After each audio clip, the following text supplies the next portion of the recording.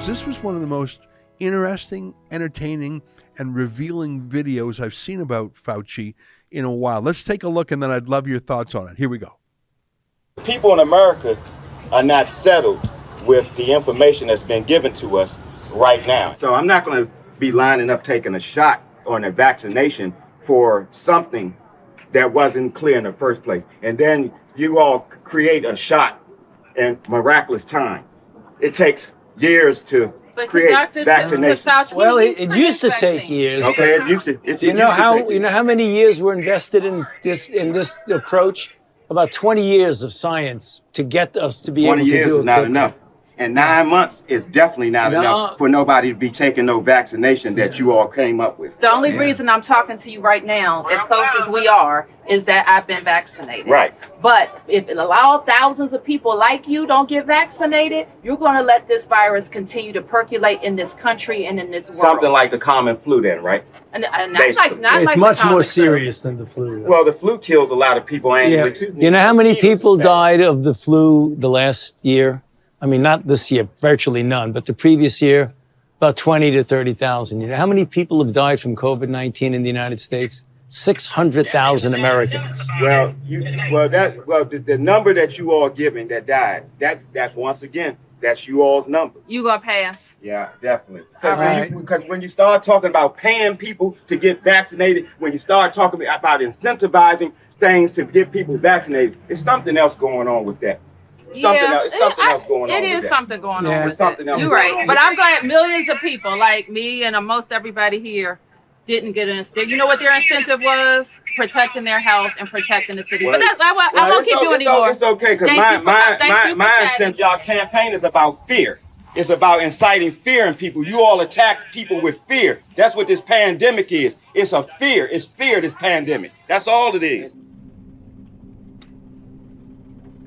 Oh, I just love that ending. He ran away, like he walked away mid-conversation. He didn't even say goodbye or thank you or agree to disagree or you're very, he just sort of stomped away, and then he put the hand sanitizer on. That's just wonderful editing. I can't believe that video was released. I'm shocked he didn't say, delete that video right now. Let me ask for your reaction to that clip. Well, I love that guy. I think he's been reading our Twitter feeds too. He knew so much more than them. He made so many good points. I mean, you typically test a vaccine for much longer than this one was before you start to widely distribute it.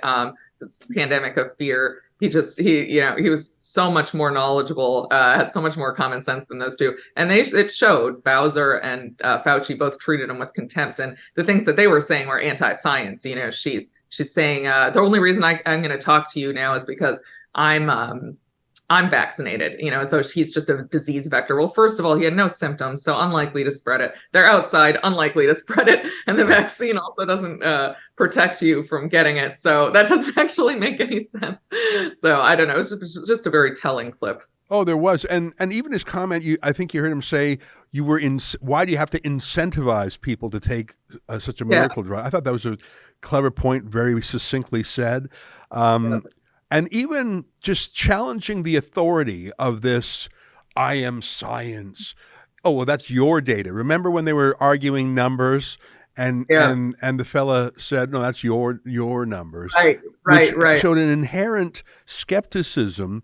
Yeah. And I don't know what neighborhood that was. I'm going to guess that was a lower income neighborhood in Washington, D.C. I'm going to guess that fellow there has had a hard knock life. And that's just a pure prejudice on my part and stereotype. And I hope I'm not off base there. But the reason I say that is because he had so much common sense, because I'm guessing he has to be skeptical in life because he deals with bamboozlers all the time. And here's a bamboozler who's got a lab coat and a clipboard, and the mayor, and unlike the the media party, unlike the woke elite, he's got a built-in skepticism in life, as opposed to an automatic trust and conformity.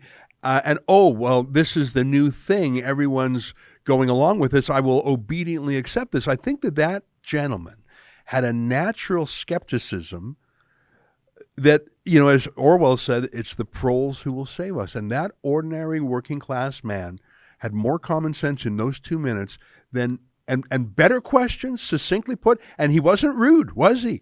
There was no reason for Fauci to run away. He didn't swear. They were rude to him. Yeah, well, that's my point. They ran away. He didn't swear. He didn't call them names. They came to his house. He didn't come to their house. And I thought that was just so perfect. I've watched that clip several times, and I see online it's had 10 million views in a day.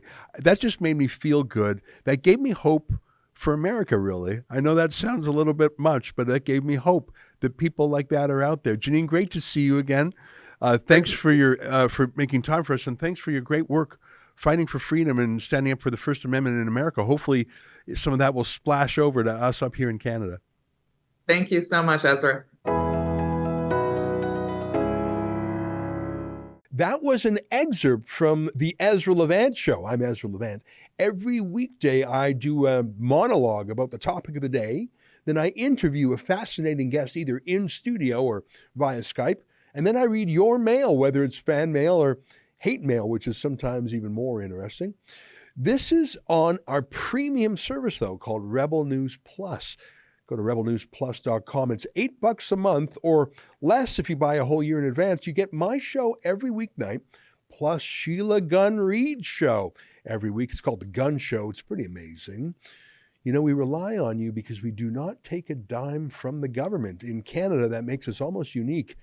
So please help us out and help yourself to some great journalism at rebelnewsplus.com.